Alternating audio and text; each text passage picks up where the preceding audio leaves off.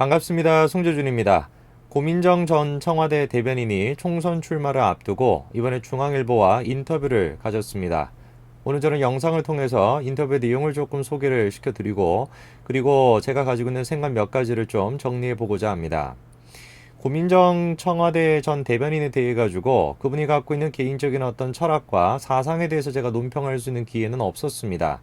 그도 그럴 것이 이분이 이제 선출직 공무원이었던 적은 없고 그냥 이제 대변인으로서의 역할만 하셨기 때문에 정부의 그냥 입장을 곧이곧대로 그냥 얘기하는 그런 이제 역할이기 때문에 뭐 이분이 가지고 있는 정치적인 사상이나 뭐 철학에 대해서 제가 논의할 수 있는 기회도 없었고 그리고 또 나아가서 알 수 있는 기회도 없었죠.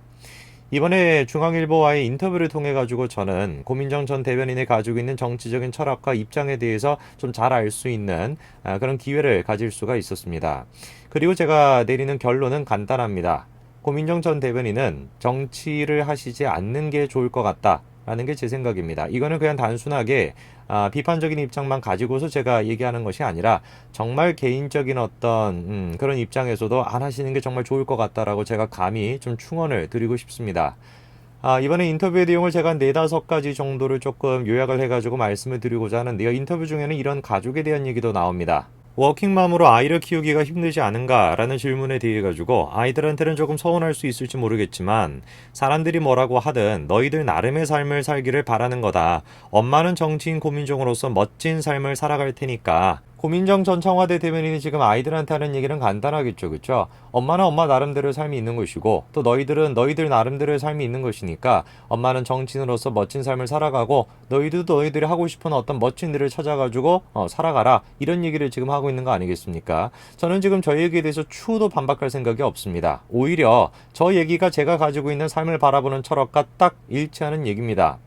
모든 사람들은 다름을 가지고 있고 모든 사람들은 각자 다르기 때문에 그 다름에 맞춰가지고 자유를 가지고 자신이 추구하고 싶은 살아갈 수 있도록 해야 된다. 그것이 바로 열린 사회이고 그것이 바로 건전한 사회이다. 라고 하는 것이 제가 가지고 있는 생각 아닙니까? 지금 고민정 대변인이 얘기하는 것도 그 얘기입니다. 그런데 이상한 것이 무엇이냐면은 다음 질문을 조금 보시죠. 존경하는 정치인 혹은 인물은? 이라는 질문에 대해서 고민정 전 청와대 대변인은 이렇게 얘기합니다. 진심으로 존경하는 인물은 남편 신윤보 선생님 그리고 문통. 저 사람처럼 살겠다 정도는 돼야 존경이라는 단어를 쓸 수 있다고 생각해요 라고 얘기하죠. 남편을 존경한다라는 거에 제가 덧붙일 말이 없고요. 문제가 되는 건 나머지 두 사람입니다. 신영복 교수와 그리고 문통이거든요. 제가 한번 질문해보고 싶은 것이 이겁니다. 신영복 교수와 문통 이 두 사람이 가지고 있는 정치적인 철학이 고민정 전 대변인의 방금 전에 얘기했었던 엄마는 엄마 나름대로의 삶을 살고 너희들은 너희들 나름대로의 삶을 살자 각자가 자신이 추구하는 바에 맞춰서 살자라고 하는 그 철학과 맞는 사람들입니까? 전혀 맞지가 않죠. 신영복 교수가 어떤 사람입니까? 통역당에 가담했던 사람이죠.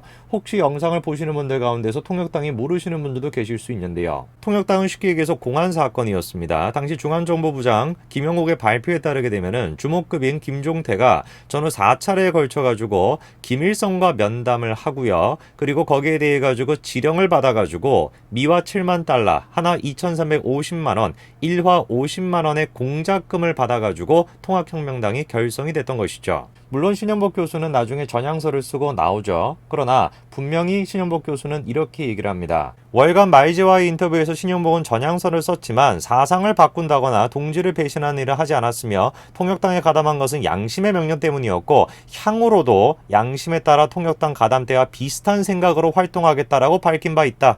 이거를 우리가 어떻게 이해를 해야 될까요?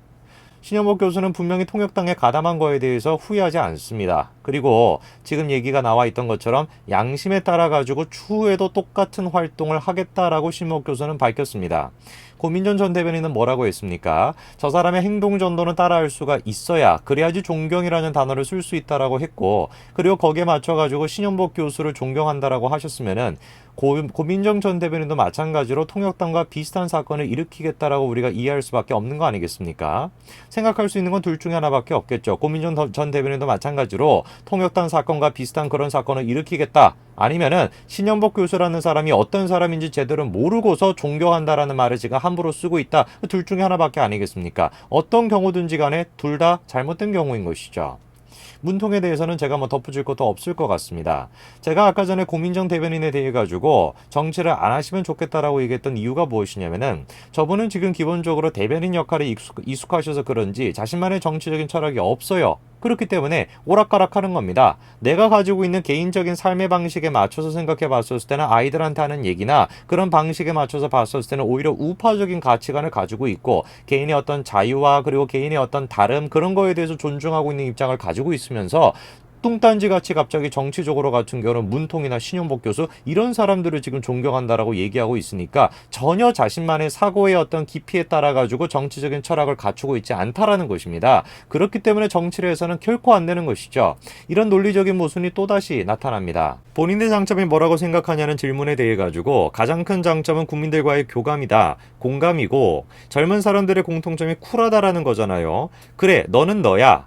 하지만 나는 도저히 그 부분은 동감할 수 없어. 거기에 대해서는 명확하게 선을 긋고 제 DNA 안에도 젊음의 그 쿨함이라는 것이 있으니까 진보 보수 중도 이런 것들을 가리지 않고 충분히 공감해낼 수 있지 않을까. 너는 너다. 그러나 나는 네가 하는 의견에 대해서 동감할 수는 없다. 그래서 이게 뭐라고 할까요? 똘레랑스라고 대변이 되는 관용주의, 프랑스의 철학가 볼테르가 떠오르기도 합니다. 우리가 한번 생각을 해봐야 되는 것이 볼테르의 그 관용주의라고 하는 사상이 신용복 교수의 철학과 연관이 될 수가 있습니까? 도저히 연관이 될 수가 없죠. 나는 네가 하는 말에는 동의하지 않지만 네가 말할 수 있다라고 하는 권리는 내가 결코 부인하지 않는다. 라고 하는 그 똘레랑스의 정신이 신용복 교수의 사회 전체 속에서 개인이 존재한다라고 굳건하게 믿고 있는 신용복 교수의 그 사상 속에서 어떻게 이것이 양립이 될 수가 있겠습니까? 너는 너다. 나는 나야. 그리고 너희들은 너희들이야. 이 다름이라고 하는 정신 자체가 신현복 교수의 그 사회주의라고 하는 기본적인 사상 속에서는 존재할 수가 없는 생각입니다. 계속해가지고 지금 자신이 갖고 있는 생각과 그리고 자신이 지금 말하고 있는 내용이 일치가 안 하는 것이죠. 뭐를 보여주는 거겠습니까? 이분이 갖고 있는 정치적인 어떤 깊은 통찰에 입각한 정치적인 사상이나 철학이 결코 없다라는 걸 우리가 확인할 수 있는 부분이죠. 자, 그리고 당선되면 가장 하고 싶은 일은 무엇입니까? 라는 질문에 대해서 아무리 정치 경력이 많은 분들이 계시면 뭐합니까? 라고 하면서 민식이 부모님에 대한 얘기를 꺼내십니다. 법률이란 걸 정신이 만들어서 떨어뜨려 주면은 우리가 그걸로 수혜를 받는 이런 구조가 아니라 살면서 이 부분에 대해서는 문제가 있다, 개선했으면 좋겠다. 내가 제안한 정책이 법률이 되고 이런 얘기를 하십니다. 흔히 얘기가 되는 이제 최장직 교수로 대변이 되는 참여민주주의, 공론화, 이런 것들을 통해 공화제를 기반으로 한 직접민주주의 추구, 이런 것들로 많이 이어지는 얘기입니다. 근데 저는 지금 국민들이 직접 자신의 삶에서 느꼈던 거, 이런 것들이 정책에 잘 반영이 돼야 된다. 그 정도 수준까지는 제가 동의할 수가 있겠습니다만, 국민이 마치 직접 정치에 직접적으로 참여해야 된다라고 하는 직접민주주의에 대해서는 저는 결코 동의할 수가 없습니다. 이유는 간단한 것이에요. 지금 고민정 전 대변인이 얘기했던 그 민식이 부모님, 그게 가장 대표적인 케이스가 되는 것입니다. 국민들 한 명 한 명은 모두 다 자기 나름대로의 사연을 가지고 있죠. 이 세상 속에서 고통 없는 자는 없고 만족스러운 삶을 사는 사람은 없습니다. 모두가 누가 됐든지 간에 고통스러운 삶을 살고 있죠. 그렇기 때문에 국민 한 명 한 명은 언제든지 간에 감정적으로 치우쳐질 가능성이 높습니다. 그런데 그런 식의 군중이 모여가지고 그 군중이 직접적으로 정치에 참여한다라고 한다면은 그런 식의 정치의 결과는 어떻게 되게 되냐? 감정에 휩싸인 그런 어떤 현실성을 반영하지 못하는 그런 정책들이 만들어지게 되는 것이고 그 대표적인 케이스가 바로 민식이 부모님이 되는 것입니다. 그렇기 때문에 우리한테 필요한 것은 일종의 정제 과정, 일종의 이제 그것을 순화시킬 수 있는 과정이 필요한 것이고 그런 맥락에서 우리가 갖고 있는 지금의 정책은 대의민주주의가 되는 것이죠. 아리스토텔레스조차도 자신의 이제 정치학이라는 책에서 소론의 경우에 대해서 얘기를 하면서 직접 민주주의에 대해서는 비판적인 입장을 취합니다. 벌써 수천 년 전부터 논의가 됐던 것인데 글쎄요, 고민정 전 대변인은 어떤 생각을 가지고 저런 얘기를 하시는지는 조금 의아스럽습니다. 자, 그리고 이제 또 울산 사건의 그 바로 선거 개입에 대한 얘기인데요. 공소장 비공개에 대해서 또 이렇게 질문을 했는데 답변이 이렇습니다. 법무부에서 어떤 판단이 있었을 것입니다.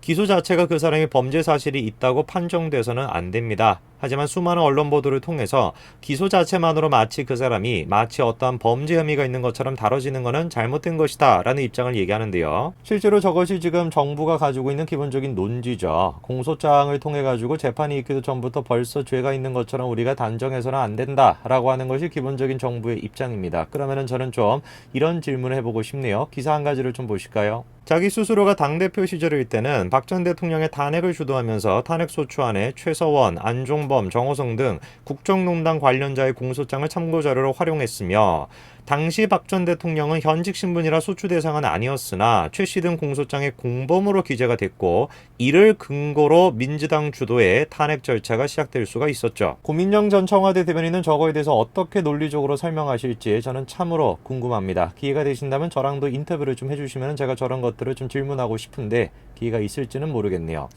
오늘 저는 영상을 통해 가지고 중앙일보와 고민정 전 청와대 대변인이 인터뷰한 내용을 제가 좀 몇 가지를 소개를 시켜드렸습니다. 그리고 그거를 통해서 우리가 알 수 있는 것은 정치에 지금 뛰어들겠다라고 선언하고 있는 사람들이 기본적인 어떤 철학의 부재, 자기가 갖고 있는 생각과 자기가 갖고 있는 믿음, 이 두 가지조차도 제대로 혼동이 돼가지고 어떤 정치적인 철학을 추구해야 되는지조차도 모르고 있는 이런 사람들이 지금 정치를 하겠다라는 것이 고민정 전 청와대 대변인을 통해서 확인할 수 있는 건 아닌가, 제가 좀 그런 생각이 좀 듭니다. 글쎄요, 여러분들은 이 영상을 보시고 어떤 생각을 하시는지는 모르겠습니다만 저는 다시 한번 말씀드리고 싶은 것은 고민정 전 청와대 대변인은 정치를 안 하셨으면 좋겠다라는 것입니다. 오늘까지 말씀드리겠습니다. 감사합니다.